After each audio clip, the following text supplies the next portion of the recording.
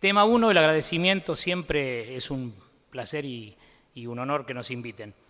En segundo lugar, como dijo bien el doctor, esta es una jornada preparatoria de las tantas que se están haciendo a lo largo y a lo ancho del país, previendo el Congreso Nacional de septiembre. Y el objetivo de estas jornadas, más que hacer una exposición demasiado profunda o técnica, doctrinaria, tiene que ver con generar disparadores o despertadores de inquietud, en primer lugar, para que todos aquellos que puedan y quieran participen del Congreso concurriendo. Y en segundo lugar, más importante todavía, que participen con trabajos, Los congresos nacionales son la oportunidad más democrática que tiene la doctrina argentina en el ámbito comercial desde hace muchos años. En ello nos han permitido a todos, desde que éramos jovencitos, participar en un pie de igualdad, por lo menos en los 5 minutos de tratamiento de nuestras ponencias, con los grandes maestros del derecho comercial argentino, con lo cual es una gran oportunidad para hacer un primer trabajo. El error, toda ponencia implica la posibilidad de que sea como uno dice o que sea como uno no dice, y además uno con los años ha advertido que lo que es una verdad revelada del derecho hoy, 20 años después se transforma en algo que ya no existe y es superado por otra cosa, con lo cual es una gran posibilidad de participar. Y por primera vez en muchos años, como decían recién, el derecho societario tiene una serie de novedades. Sobre algunas de esas vamos a hablar algo ahora, que han puesto un revulsivo y una posibilidad de poder participar con ideas sobre aquellos que son institutos novedosos, que todavía no tienen trajinar demasiado profundo en la jurisprudencia y en los tribunales, con lo cual permiten que uno pueda ir perfilando ideas que quizás terminen considerándose como soluciones jurisprudenciales. Así que vamos a esto. El tema de hablar de alguna suerte de la actualidad del derecho societario, en primer lugar, el enfoque, háganme acordar si no paso, yo siempre me olvido con eso, esto funciona muy bien y debo agradecer a la doctora Gabriela Boquín, que en su cartera tiene de todo y tenía un pituto de estos, porque si no, no hubiera podido hacer el movimiento. Un pituto de esto, el pituto tiene no fue el mejor sustantivo, pero es lo que me salió y que me permite verlos de acá. Pero en primer lugar vamos a hablar de este revulsivo que hay sobre el derecho societario argentino en los últimos 4 o 5 años, básicamente en punto a la sociedad cerrada. Es la sociedad que durante tantísimo tiempo no tenía grandes novedades legislativas. Las sociedades cerradas, conforme las conocemos, son del siglo XIX, en los modelos típicos de los tipos creados. El único modelo que cortó eso en el siglo XX fue la SRL, que fue la última gran incorporación del derecho societario, y desde allí el trabajo de los últimos 40 años de doctrina y jurisprudencia rondaba siempre sobre el texto de la 19.550 con su modificación de la ley del 83. En muy pocos años, y a partir de la sanción en el año 2015 del Código Civil y Comercial de la Nación, empezamos a ver una modificación de la matriz filosófico-ideológica del derecho societario en la sociedad cerrada, que para mí configura, con todas las dificultades que tiene la definición, un cambio de paradigma. Algún autor como Fabio Dubois ha dicho que es un cambio revolucionario. Gebhardt habla del nuevo derecho societario argentino del siglo XXI, etcétera, etcétera, pero bueno, que no es algo que hemos inventado nosotros, sino que va en sintonía con buena parte de lo que pasa con las sociedades cerradas de menor entidad en muchas de las legislaciones de Occidente. Con lo cual, dentro de esto, ese código nos permite una ordenación del sistema jurídico de derecho privado y contiene un título preliminar que yo creo que es la modificación más significativa que nos trajo, que tiene en sus primeros 3 artículos la definición de cómo deben interpretarse y aplicarse las leyes, no solamente para los jueces, sino también para los que somos ciudadanos, y que en sus 18 primeros artículos, que son los que integran el título preliminar, contiene casi lo que diría yo es la parte más sustancial en punto, que es aquella que no se puede dejar de lado. Si hay orden público insignificativo o derecho de esta magnitud, está en el título preliminar más que en el articulado posterior, que como todos sabemos es un derecho supletorio, así lo consideraron los proyectistas, con lo cual en principio no deja de lado, salvo que lo diga expresamente, el sistema jurídico general de los microsistemas de cada uno de los ámbitos de derecho comercial. La ley de sociedades, la ley de concurso, la de seguro, etcétera, etcétera. Bien, entonces, ¿qué nos dice el Código? El derecho es un sistema, esto lo sabemos desde siempre, pero el Código claramente lo aclara en su artículo 1, aplica no la ley sino las leyes, claramente alude a un sistema, la Constitución Nacional como orden normativo supremo y los tratados, que desde el 94 en la Constitución tienen ese rango, pero que claramente por primera vez se establece, la doctora me mira porque debe estar de acuerdo con lo que estoy diciendo, la doctora Boquín, digo, porque es un tema que le gusta mucho últimamente, y eso, si estar de acuerdo con la doctora Boquín es algo que es como que ya empiezo con un hiperventilo, algo va a pasar en algún momento, así que algo voy a decir que no tiene que ser. Bien, entonces, los tratados internacionales que son derecho interno, digamos, y de aplicación, en muchos casos incluso directa. Se genera lo que se llama el diálogo de fuentes. Esto es una teoría que el doctor Lorenzetti tiene en un libro, Teoría de la Decisión Judicial, que dice que todas estas fuentes, directas e indirectas, de aplicación del derecho y de interpretación, deben jugar en el momento en que el juez da la solución para el caso concreto, con lo cual parecería que nos estamos alejando del método deductivo tradicional, donde tomo el hecho, lo aplico a la norma general y saco la solución, sino que parecería que la solución en cada caso podría construirse individualmente de modo distinto conforme las pautas del caso. Todavía esto no lo estamos viendo demasiado en la aplicación jurisprudencial, pero por lo menos en la teoría parecería que esto debería ser así. Se fijan reglas claras para el juez y el ciudadano en la aplicación e interpretación de la ley, que son las que le dan sentido a este sistema. ¿Cuál es la otra característica grande? La constitucionalización del derecho privado. Esto que desde el 94 parecía que se venía, hoy claramente está puesto en este título preliminar y en esta condición.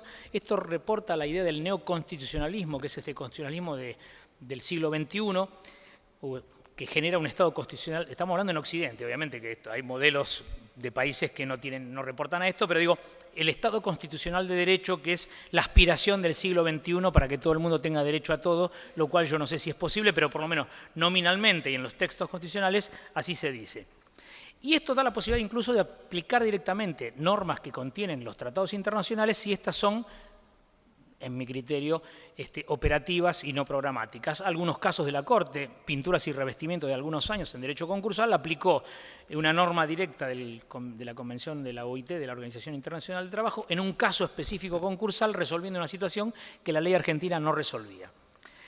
Y en el marco, digamos, la constitucionalización y la convencionalización, es decir, el derecho privado y público del mundo hoy reporta no solo a las lógicas internas, sino en esta globalización también a las lógicas de los tratados internacionales, de ahí las convenciones, y este es el derecho por sobre el derecho, como dice Ferraioli, el filósofo del derecho italiano, o yo suelo decir, hemos creado un derecho natural sin Dios. El derecho natural que estudiamos todos reportaba la idea de un ser superior que ordenaba y que permitía que hubiera derechos naturales para todo el mundo sin que estuvieran explícitos en ningún lado.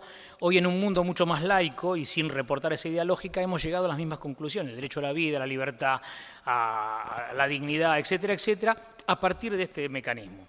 Ahora bien, esto es, desde el punto de vista del título preliminar, significativo, pero respecto al derecho privado en general, el derecho privado que regula el código es supletorio, incluso cuando refiere normas respecto de algunos de los microsistemas y vamos a ver cómo juegan después, con lo cual ese derecho supletorio no tiene nada que ver con la codificación del siglo XIX a la que reportaba nuestro Código Civil, donde se pretendía que ahí estuviera resuelto todo lo problemática que hubiera en el derecho privado. Hoy no es así, el microsistema aplica y solo sale a la luz y entra en escena el Código Civil si no hay una expresa normativa que resuelve la situación en el microsistema de que se trate, y en este caso será en la Ley de Sociedades General, la 19.550, o en la 23.749 si estamos hablando de la sociedad por acciones simplificada.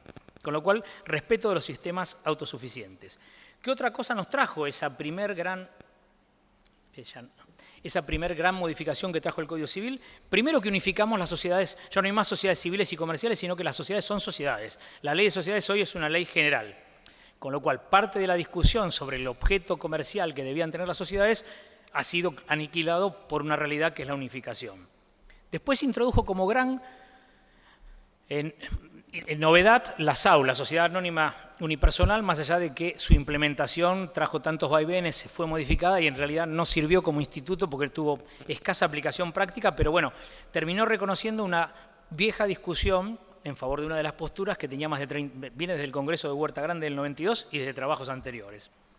Amplió la aplicación del principio de conservación societaria, tanto por la subsanación, que modifica la regularización de la sociedad de la sección cuarta, que de algo vamos a hablar de esto después, y por el principio de conservación del artículo 100, que toma lo que para mí es el interés concursal como criterio de conservación en la ley societaria. Dice que mientras la sociedad subsista y sea económicamente viable y socialmente útil, vale la pena conservarla aunque esté vencido el plazo, aunque esté, digamos, aunque se den cualquiera de las condiciones que harían fenecer a este instituto.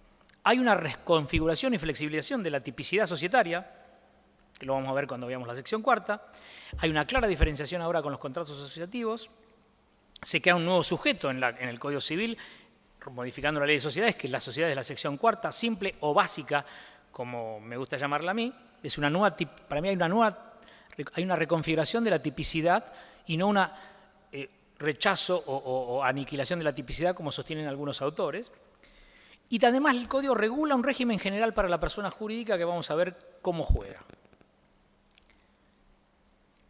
¿Cambio? Sí. Este régimen general de persona jurídica, que está en los artículos 141 a 167 del Código, permite una unidad conceptual sobre los atributos y los efectos de la personalidad.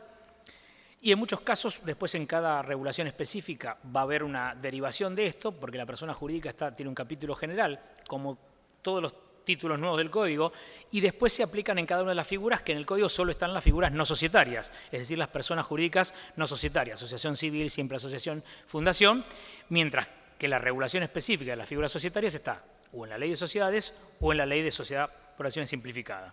Con lo cual, acá vamos a ver, y ahora lo vamos a ver a continuación, cómo juega esta regulación genérica respecto del microsistema en cuanto a cuál es el orden de prelación normativo entre una y otra. Y lo otro que hizo el Código fue derogar la sociedad civil, la vieja sociedad civil del 1648 del Código Civil, lo cual trajo un problema serio porque había muchas sociedades civiles constituidas, muchos estudios de contadores, de abogados estaban constituidos como sociedades civiles, con lo cual el gran lío, y es uno de los temas no resueltos hoy, con lo cual podría ser una temática de ponencia, es qué cuerno es una sociedad civil que existía. Algunos, yo entre ellos, decimos que es una sección cuarta, porque el cajón desastre hoy es la sección cuarta. Todo lo que no es otra cosa es sección cuarta. Otros, Fabier, dicen que es un contrato asociativo. Yo entiendo que no, porque se ha creado un nuevo sujeto de derecho y no un contrato regulador u ordenador de relaciones interpersonales, con lo cual creo que es una sociedad, es un sujeto de derecho y en ese sentido el único lugar donde lo podemos remitir es a la sección cuarta. Y otros, como Pancho Jungenbas o Juan Carlos Palmero, ambos de Córdoba, sostienen que las sociedades civiles reguladas hasta la vigencia del Código siguen vigentes y siguen existiendo como tales, lo cual como idea de ponencia es una idea muy racional, pero digo, ¿bajo qué regulación? Porque no hay regulación de sociedad civil, con lo cual estaríamos diciendo que se mantiene. Yo creo que el sujeto de derecho se mantuvo, lo que se ha hecho es transformarse en el tipo no tipo nuevo, que es la sección cuarta, pero no podemos mantener un sujeto de derecho, sociedad civil, siendo que no hay un solo artículo en todo el derecho argentino que regule algún elemento de organización interna de ese derecho, de ese sujeto que existía. Bien, dijimos, ¿cuál es el tema principal? Es definir cómo juega este telón de fondo, que es el Código Civil, en su regulación de personas jurídicas, frente al régimen societario, es decir, ¿cuál norma aplica primero? Bueno, el 150 del Código Civil y Comercial nos da la pauta de aplicación. Siempre, y esto es la prevalencia de lo que los proyectistas quisieron, aplica primero el microsistema por encima del Código Civil y Comercial, salvo que no hubiera una situación específicamente regulada en el microsistema, con lo cual ahí sí el telón de fondo sale a la luz y se aplicará. Con lo cual, primero aplican las normas imperativas de la Ley de Sociedades, en subsidio aplican las normas imperativas del Código Civil y Comercial de la Nación, después las normas del acto constitutivo, reglamento, estatuto, etcétera, etcétera, etcétera, después las normas supletorias de la Ley de Sociedades o la Ley de SAS, y por último, sería en este caso, las normas supletorias del Código Civil y Comercial de la Nación. Bien. ¿Cuáles son las características que vamos viendo y vamos a empezar a ver cuando veamos algo de la sección cuarta y algo de la SAS de este nuevo derecho societario del siglo XXI? Primero, la búsqueda de soluciones jurídicas más flexibles y elásticas para facilitar y permitir los negocios. Simplificación de procedimientos, de costos, autonomía de la voluntad.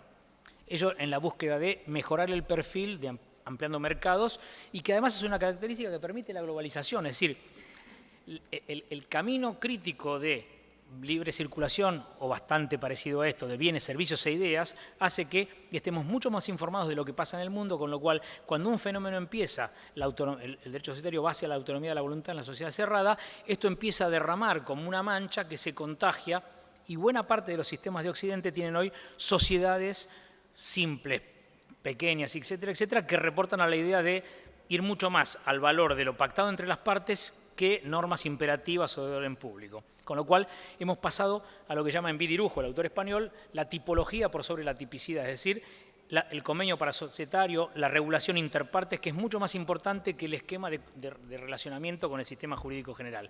Obviamente, sociedades cerradas, pymes y pequeños emprendimientos. Esto no sirve para la gran empresa.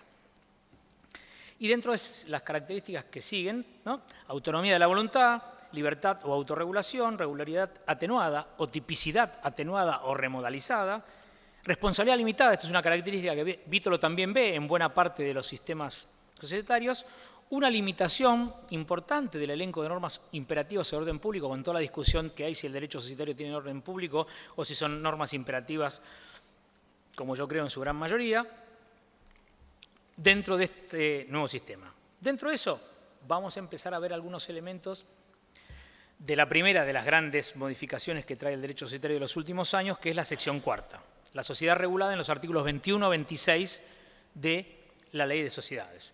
¿Cuáles son las sociedades que caen en este cajón desastre o en este receptáculo que recibe todo lo que no es otra cosa? Primero, las sociedades atípicas, o sea, las sociedades que no se constituyan conforme a uno de los tipos del capítulo 2. Las sociedades atípicas que eran nulas en el artículo 17 de la ley 19.550 en su texto original y que hoy reconfiguradas son, si no te constituiste como un tipo de los tipos típicos del capítulo 2, sos esto. Es decir, sos una sociedad de la sección cuarta. Con lo cual hay una posibilidad clara hoy, y esto es muy importante tener en cuenta, que yo puedo querer constituir una sociedad de la sección cuarta. No es que caigo en la sección cuarta como un cajón desastre, y esto es una de las ponencias que voy a llevar allá a Rosario, con el doctor Arecha, es la posibilidad de elegir, porque yo creo que los beneficios de normativos que trae la regulación de la sección cuarta hacen posible querer elegir si durante 100 años o más el derecho comercial eligió la sociedad de hecho, que nuestra ley del 72 estigmatizó, castigó, vilipendió, etcétera, etcétera, e igual se seguían haciendo sociedades de hecho, mucho más hoy era el tipo más constituido de la Argentina a pesar de que la ley lo desprestigiaba. ¿Cómo hoy, con este bonificado régimen legal, no puedo no querer constituirla? Con lo cual, la primera opción sería esta. La segunda, cuando se omiten requisitos esenciales, tipificantes o no, también se cae en la sección cuarta, o cuando se incumplen formalidades exigidas por la ley. Con lo cual, ¿quiénes caen, además de las atípicas? Las sociedades de hecho y las irregulares históricas del 21 viejo de la ley 19.550 son hoy sociedades de la sección cuarta, claramente así. Estas sociedades, digo, la posibilidad de constituirlas directamente son preciables, las llamas de libre constitución o Salvochea dice decisión consciente, o sea, puede ser la decisión de constituir una sección cuarta una decisión consciente, no es que caí ahí porque me equivoqué o que no cumplí el íter o que no inscribí porque no me di cuenta o me pidieron algo que no tenía, sino porque yo quiero constituir. De hecho, mi estudio está constituido con... ¿Por qué me mira, doctora? Ah, bueno. ¿Con qué? Usted me obsesiona. Esto parece... Ojo con el conejo ¿cómo era la película esa del conejo? Bien. Bueno, está bien, no me mire más porque me hace como una... Entonces digo, me parece que una de las grandes posibilidades de la sección cuarta todavía no está, esto parezca un vendedor de aloe vera, ¿no? Me parece que todavía no hemos advertido todas las potencialidades que tiene la sección cuarta porque da un sistema absolutamente de organización posible, con limitación de responsabilidad, con relaciones perfectamente disponibles frente a los intrasocios y con terceros, en una simplificación absoluta que ni siquiera necesita inscripción, con lo cual me parece que es un elemento clarísimo de utilización. Es más, cuando vamos dando clases o charlas por el interior, en muchos de los lugares sojeros, con campo, que yo dicen, bueno, acá González y Pérez hace 30 años que son, o sea, digamos, esto se da, tienen un quid de la FIP, y es lo que tienen, con lo cual esto es mucho más habitual de lo que uno supone en la Capital Federal o en La Plata, ¿no? Bien, entonces, las irregularidades de derecho, y que como régimen sancionatorio que pergeñaba la ley en su texto anterior, era el contrato, un disparate, porque violentaban el principio de buena fe, genérico o contractual, y el 1197 del viejo Código Civil, que los contratos son ley para las partes. Los contratos son ley para las partes salvo que se tratara de una sociedad de derecho irregular, porque el contrato era incluso inoponible para los socios que hubieran firmado un contrato escrito, ni hablar para los terceros. La responsabilidad consecuente de estas sociedades era ilimitada, solidaria, no subsidiaria, no podían aplicar el 56, es decir, el beneficio de exclusión previo.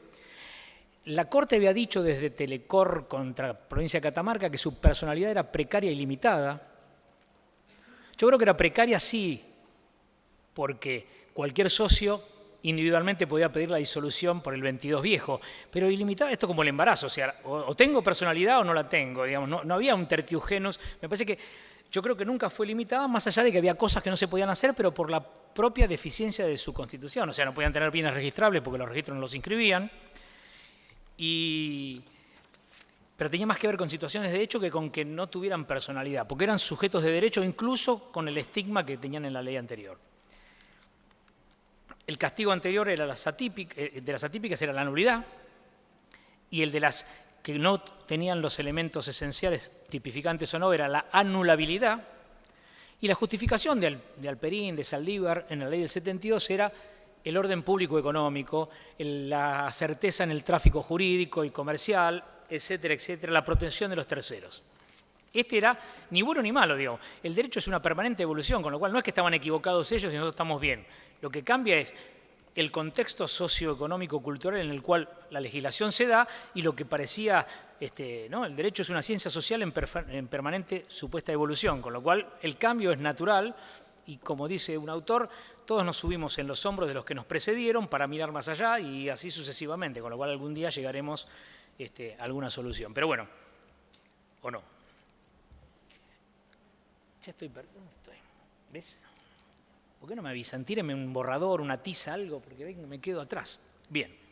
La tipicidad de la ley de 19.550 era rígida, absolutamente contundente, y el fundamento de Alperín fue: una cosa es el contrato bilateral y otro el plurilateral de organización, que reporta un ordenamiento distinto, una filosofía distinta y una protección de terceros, con lo cual todo el mundo, socios y terceros, tienen que saber cómo se organiza internamente, cómo se organiza externamente, cuáles son los límites de la responsabilidad, de la contratación, etcétera, etcétera.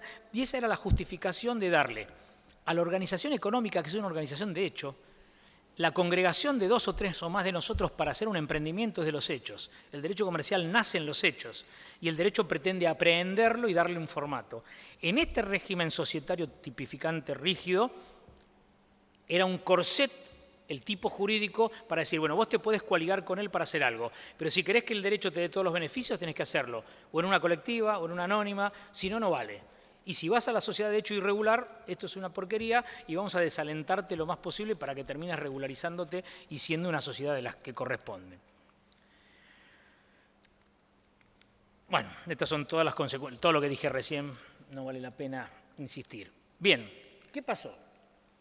Pasó el tiempo, la evolución, y así como el siglo XX fue el derecho sobre todo la segunda mitad del siglo, de las grandes corporaciones, del derecho de la sociedad abierta, cotizante, de la business judgment rule de los americanos, que terminó difuminándose por el mundo, el derecho de fines del siglo XX y principios del siglo XXI empezó a redireccionarse a lo que es la pyme o la pequeña sociedad y buscando darle una solución. Y en este camino empezaron a aparecer en la doctrina nacional e internacional múltiples autores que decían este camino tiene que ir a una regulación mucho más simplificada, con predominancia de la autonomía, de la autorregulación y de la autonomía de la voluntad, y si se portan mal castigar, pero no pretender que se encorseten, porque si no dejamos sin posibilidad un montón de emprendimientos. Y sobre eso yo después le mando a la doctora, yo se lo mandé, el PowerPoint por si alguno está interesado, pero digo, hay un larguísimo elenco, Anaya, Miguel Araya con una buenísima ponencia en Córdoba 2002, que dice que tiene que haber un consiguiente aumento de la autonomía de la voluntad, una ponencia de Alegría que casi parecería que es la sección cuarta del 2007, La Falda, donde Alegría dice hay que terminar con esta nulidad por atipicidad del 17 y hay que crear una sociedad simple, básica, que no tenga que tener todos estos, pero con bonificados efectos. Bueno, Gagliardo, Scuti, que dice que el régimen estructurado tiene que ir para las grandes empresas y las sociedades abiertas o cotizadas, no para la pequeña, donde la autonomía de voluntad debe primar. Envidirujo, este profesor español, en el 99 tiene un trabajo publicado en Argentina que dice se advierte y debe profundizarse una tendencia favorable al ejercicio amplio de la autonomía de la voluntad. Bueno, doctrina italiana, francesa, el informe Marini de Francia, que va en la sintonía. Didier, que no es Pironi el que corría en Fórmula 1, sino es... Gracias, doctor. ¿Ve? Sin agresión, pero bien que uno entiende cuando le marcan. Que dice que debe irse en las sociedades de este tipo hacia las normas supletorias por encima de las imperativas, dejar que los que son parte del negocio, qué sé yo, bueno, larguísimo elenco de doctrinas en este sentido hasta que empieza a aparecer la solución, que es regular leyes que regulen sociedades simplificadas con estas bonificaciones. Una es la sección cuarta nuestra. Entonces, ¿qué le dimos? En este caso, los 4 ejemplos que le di antes de sociedades que supuestos de hecho que constituyen sociedades de la sección cuarta, y que dice Barreiro, que no soy yo, sino el Barreiro malo, que es el camarista comercial, que dice que esto responde a la impronta filosófica del Código Civil y Comercial de la Nación: proteger la libertad de forma y la autonomía de la voluntad al contratar. Y dentro de esa contratación, incluso las contrataciones societarias. Ahora el contrato es oponible a los socios. Principio de buena fe. Si yo firmé con vos un contrato y dice algo, esto era un disparate absoluto y buena parte de la doctrina lo criticaba. Pero también a los terceros, si probamos que ese contrato era conocido por el tercero cuando negoció con la sociedad, con lo cual pasamos de la nulidad por atipicidad a una inoponibilidad que es relativa, con lo cual puede ser dejada de lado si probamos que todo el mundo sabía de lo que estábamos hablando. Y además, vamos a ver, la prueba puede ser por cualquier medio de prueba, con lo cual mails intercambiados, la inscripción en la FIP, la inscripción de un bien que establece las partes internas de la sociedad diciendo cada cual en esta sociedad tiene el 25% y lo conoce un tercero, parece difícil que después pueda decir que no sabía que esa sociedad tenía ese tipo de participación y demás. El contrato además es invocable por los terceros frente a la sociedad, los socios y los administradores. ¿Desde cuándo la sociedad es tal? Desde la Constitución, artículo 142 del Código, porque no hay norma específica en la ley, en el microsistema, y además es plena la personalidad. Es un sistema de constitución libre, el de las sociedades de este tipo, con lo cual, por el solo hecho del acuerdo de voluntades, ya existe un sujeto distinto, hay doble limitación de imputación y de división de responsabilidad patrimonial por esa sola circunstancia.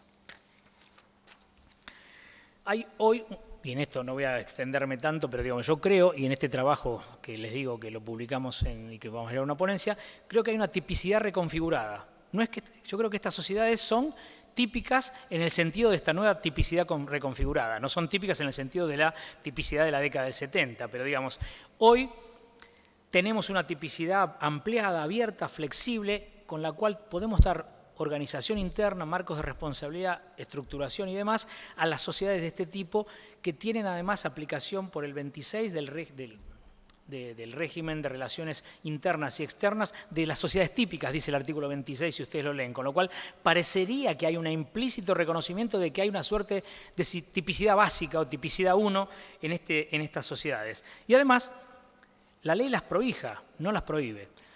Esto para plantarnos frente al escenario de los autores que, como Sergio Suárez, con una ponencia buenísima en el Congreso anterior del 2006 Mendoza, o Salvochea, dicen que la tipicidad ha muerto, que no hay más tipicidad en el sentido estricto por el hecho de que la sección cuarta y después la SAS, sacándolo de ese lugar y diciendo la SAS es típica, porque lo dice la ley, pero uno puede dentro de la SAS hacer casi todo, con lo cual una SAS puede ser así, otra puede ser asá, otra puede ser distinta, con lo cual podemos tener tantas SAS como instrumentos se hicieran.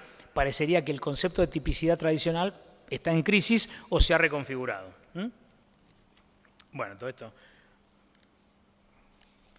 ¿Cuánto me queda? 6 de la mañana estamos... Está perfecto. Bien.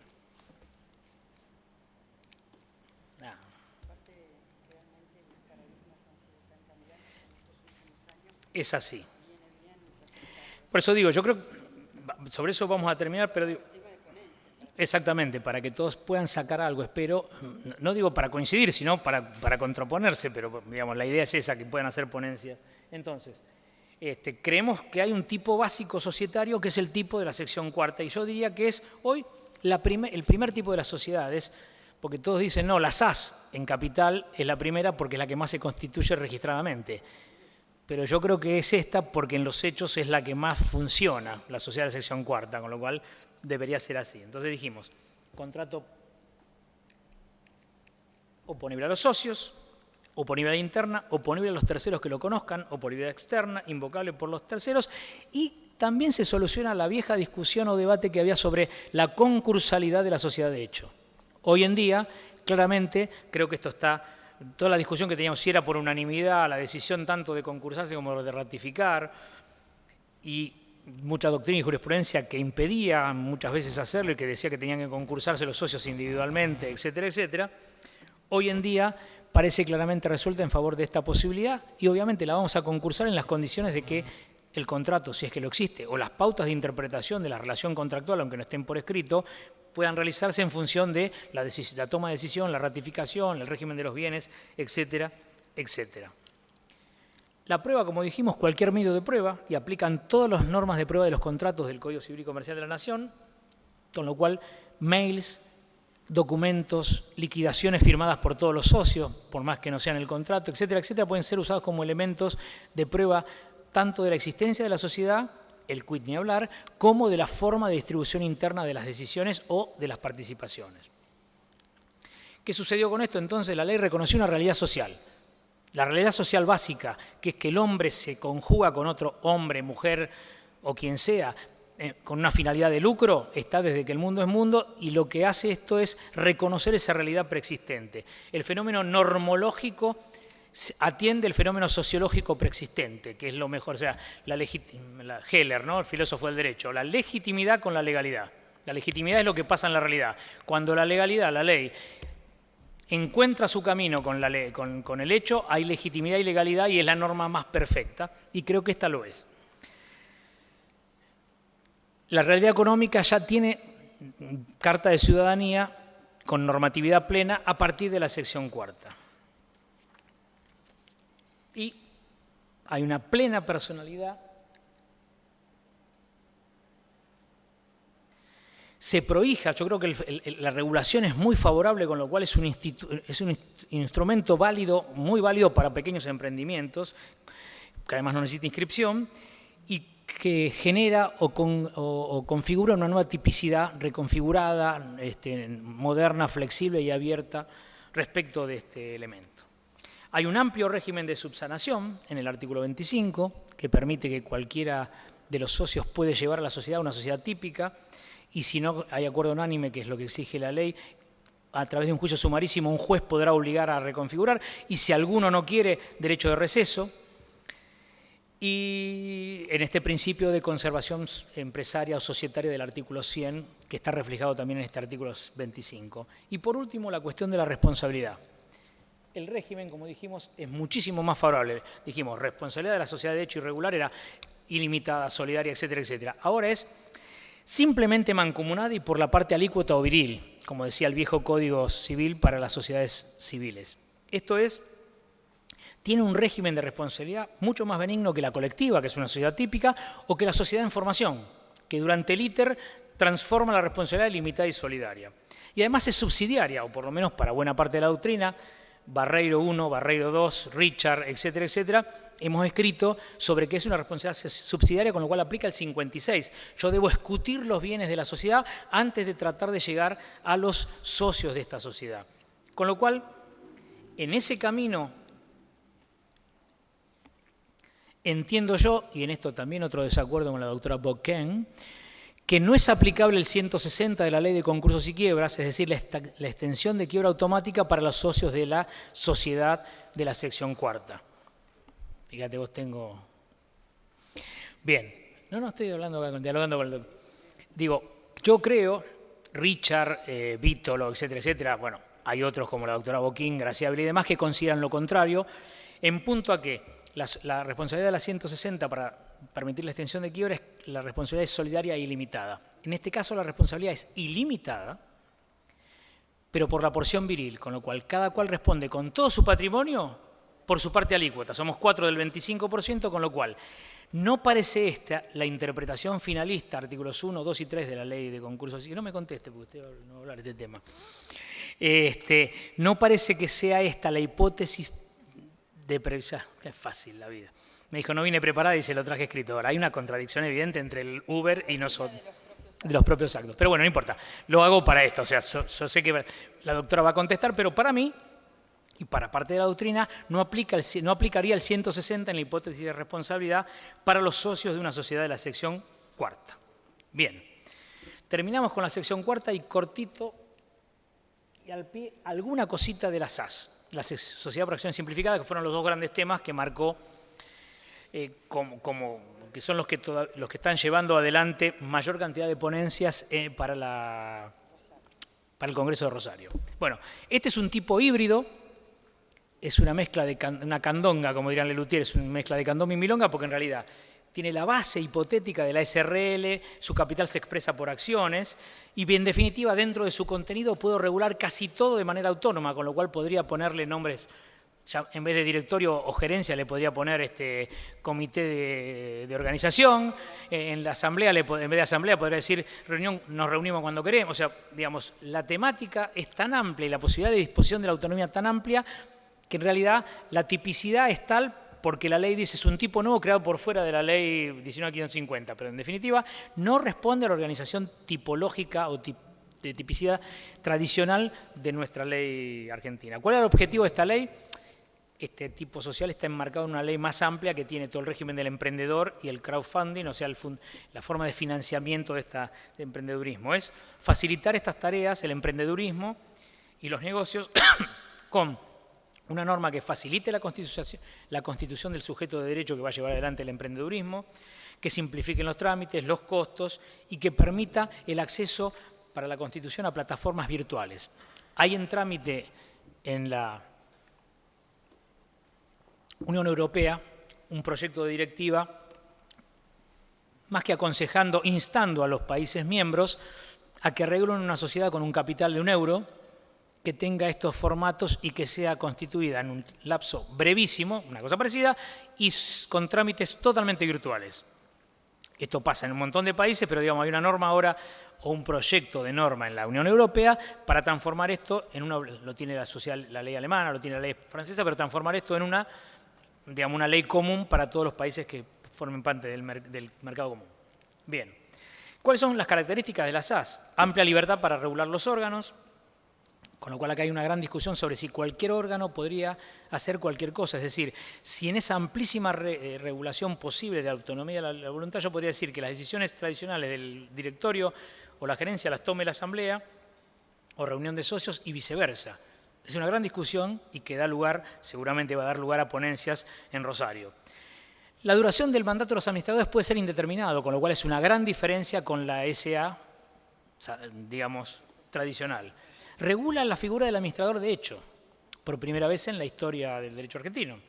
Hay una gran posibilidad de autorregulación a futuro, es decir, la posibilidad de regular la prohibición de transferencia de las acciones por 10 años, renovable por 10, y de exigir autorización incluso por reunión de socios cuando se quiera hacer, o sea, un corte a la libre transmisibilidad que tiene que ver con la planificación familiar, diría Javier Dubá, o con la posibilidad de que el fundador condicione el futuro del movimiento interno. Tiene objeto plural y amplio, capital mínimo, la constitución por medios digitales, obligatoria en la IGJ de capital y que se ha instado a que todas las direcciones de personas jurídicas provinciales vayan en la misma sintonía, libros y registros digitales. Entonces, Duprat dice que es un entramado abierto contrapuesto al de los tipos rígidos. Claramente acá la filosofía de la sección cuarta se ratifica y se amplía. Y es esencial, el eje esencial de esta modelación es la autonomía de la voluntad. Ahí Pérez Duhalde puse, no, parece que como estamos en época de campaña es Pérez Duhalde, Villanueva, Duprat, todos hemos hablado de que la característica esencial del nuevo paradigma societario que se hace eje en la SAS es la autonomía de la voluntad. Pérez Duhalde le puse. Bueno, qué sé yo. Es un nuevo... Bien, digamos, en esta SAS el orden normativo ya no es el del 150, la SAS tiene en su propio artículo 33 un orden propio y dice, sobre la SAS se aplica la ley de SAS. Y solo subsidiariamente y en cuanto se concilie el régimen societario. Para mí hay un mínimo de orden, de mínimo imperativo de orden público y para mí no reporta la ley de sociedades, para mí no aplica el 13, etcétera, etcétera. Para mí el orden público o el mínimo imperativo inderogable que aplica es el del título preliminar del Código Civil y Comercial de la Nación, no el de la ley de sociedades.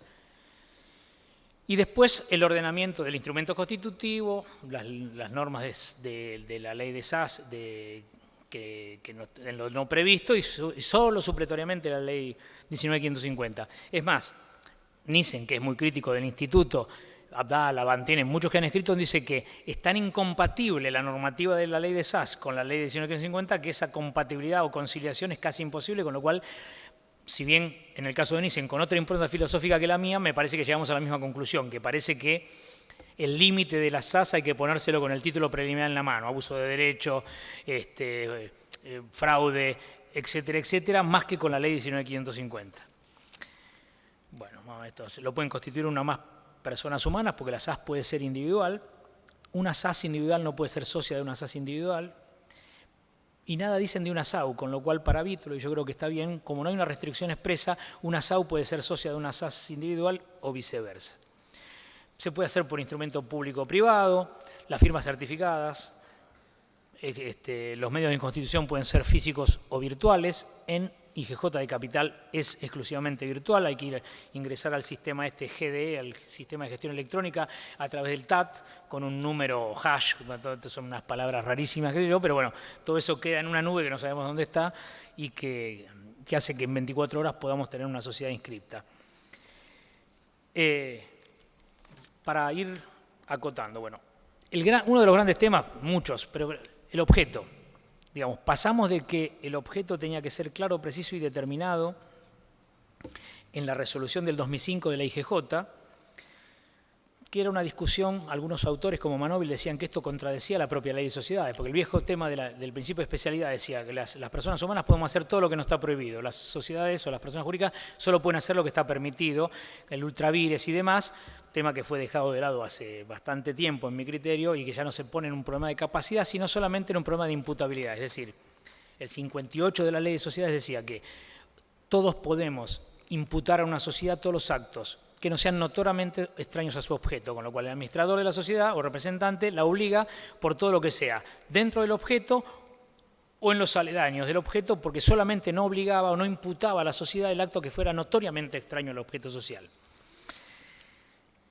Y esto pareció ratificarse con el 141 del Código Civil. Hay una ponencia de Villanueva en el último congreso que va en esta sintonía, que dice que los sujetos de derecho pueden contraer obligaciones y adquirir derechos en cumplimiento de su objeto o para los fines de su creación, distinguiendo el objeto de los fines de su creación, con lo cual parecería también que se amplía la capacidad, la imputabilidad del acto a la persona jurídica, no solamente porque esté dentro de su objeto, sino también cuando esté dentro de los fines de su creación. Es más, hay un proyecto de ley que modifica el Código Civil y Comercial, hecho por una comisión presidida por Rivera, que no sabemos qué destino va a tener, que le pone lo que está abajo. Las personas jurídicas no tienen otras incapacidades que las resultantes de su naturaleza o de las que deriven de una disposición legal, con lo cual parecería que va en esta sintonía de ampliar la posibilidad del objeto. ¿Qué pasó con la resolución del 2005 de la IGJ local? No solo dijo que debía ser preciso y determinada la enumeración de los actos, que tenía que tener conexión directa con el objeto principal, o sea que el objeto múltiple tradicional de las sociedades anteriores quedó sin efecto, sino que además debía haber una profunda relación entre el capital y objeto, y que además el objeto debía ser único.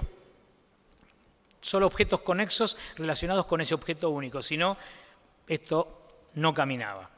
Bueno, esto no, digamos, en el Código Civil y Comercial de la Nación se amplió esta consideración en el 156, dice el objeto debe ser preciso y determinado, no debe ser único.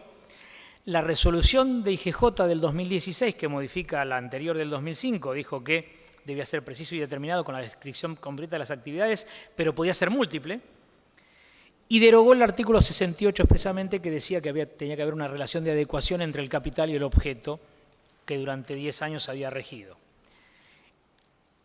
A ello se le suma la SAS, que en el 34, inciso cuarto, decía en su texto original que el objeto podía ser amplio y plural, pero con enunciación clara y precisa de las actividades principales que constituyen el mismo, incluso sin conexión, o sea que había que hacer una clara y precisa determinación de las actividades que el objeto podía permitir.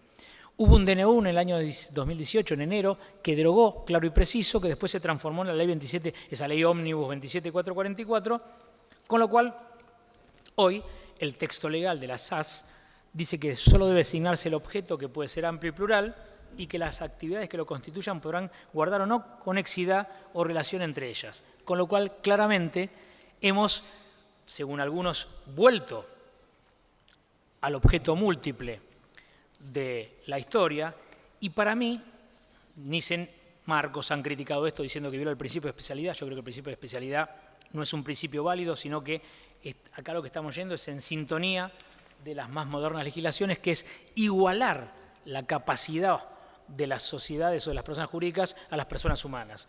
Es ir al principio contrario del que estudiamos hace tantísimos años atrás, con lo cual llevo otra ponencia en este sentido. Yo creo que hoy el objeto, por lo menos en la SAS, no es un elemento esencial constitutivo y se podría inscribir, como pasa en México, como pasa en Colombia, un objeto que diga simplemente el objeto de la sociedad es cualquier actividad lícita, que tiene que ver con el cumplimiento de la finalidad de ganar dinero, el afán de lucro, con lo cual casi que el objeto se ha diluido, por lo menos en la SAS, como elemento esencial del contrato social. Bien, para terminar. Bueno, ahí está. Bien, todas estas reformas, el Código Civil, el capítulo de persona jurídica, la SAU, la sección cuarta y la SAS, crean claramente un nuevo paradigma. Y en esto seguimos a Kuhn, que no es el Kun Agüero, sino que es Thomas Kuhn, un filósofo norteamericano que aplicaba esto para las ciencias duras, pero digamos, cuando hay una reversión, cuando la realidad social termina cambiando la configuración científica y dándole un salto de 180 grados o de 360 grados, como decía un profesor mío,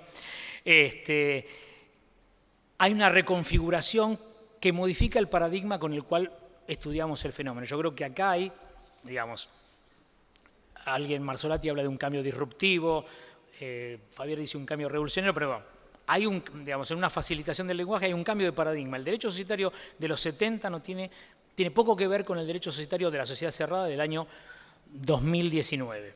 Y esto claramente creo que es así. La búsqueda es entender, facilitar, flexibilizar los fenómenos de asociación, buscando que los negocios se faciliten en una búsqueda que no sabemos si será exitosa o no, de que más negocios se hagan y más negocios prosperen, sobre todo para estas sociedades, las sociedades de los pequeños emprendimientos. El último tercio del siglo XX fue el final, como dijimos, de las grandes corporaciones, que los últimos 50 años del siglo XX fueron dedicados a los estudios de las grandes corporaciones. Parecería que el siglo XXI va en sintonía de las pequeñas, ¿no? Y esto ha transformado lo que les pasa en el derecho concursal desde hace mucho tiempo en el derecho societario. Hay una reforma permanente del derecho societario buscando nuevos paradigmas, buscando nuevas soluciones, hay una inquietud renovadora permanente. Y en esto ahí tienen un elenco de sociedades simplificadas que hay por el mundo. Hay un trabajo de la NUCMI, de la UNCITRAL, en la Comisión 1 de Trabajo de Derecho Mercantil, que propugna lo mismo que la Declaración de la Unión Europea, de hacer sociedades simples, de bajo costo, flexibles, para pequeños emprendimientos.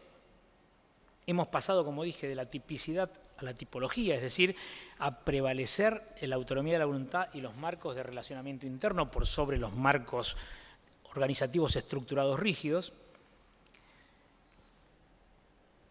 Entonces hay una evidente simplificación en las formas, en la organización, en los procedimientos. Creo que la laxitud tiene un límite. ¿Y cuál es el Código Civil y Comercial de la Nación? Abuso, fraude, mala fe. Creo que el límite está en el título preliminar más que en la normativa específica para estas figuras que no parecen aplicar a las reglas generales, y esa nueva tipicidad o tipología está enmarcada en estas acciones, en estas sociedades que vimos recién. Entonces, este nuevo paradigma, en algún momento, hace 15 años atrás, más o menos, con Truffati y Lorente escribimos un artículo que decía que se estaba reconfigurando el derecho concursal y habíamos pasado del traje de confección al traje de medida, el fideicomiso deportivo. Nos ponemos de pie todos. Es decir, aplicar modelos de procesos concursales específicamente para situaciones previstas. O sea, una única ley para todo el mundo como concursal era imposible. Y parecería que el derecho societario está yendo en la misma sintonía. Es decir, cada cual tiene que armar su negocio societario del modo más libre y autónomo y flexible posible, sin romper esos límites del Código Civil y Comercial, para dar las mejores soluciones o la mejor oportunidad de que el negocio prospere. Bien, para terminar, una frase de Kennedy que es: el cambio es ley de vida, cualquiera que solo mire al pasado o al presente se perderá el futuro. Y creo que esto y ese Congreso de Derecho Societario de Rosario es una gran oportunidad para mirar ese futuro y empezar a dar elementos interpretativos que nos definan en los próximos años una jurisprudencia validante de esta situación. Gracias.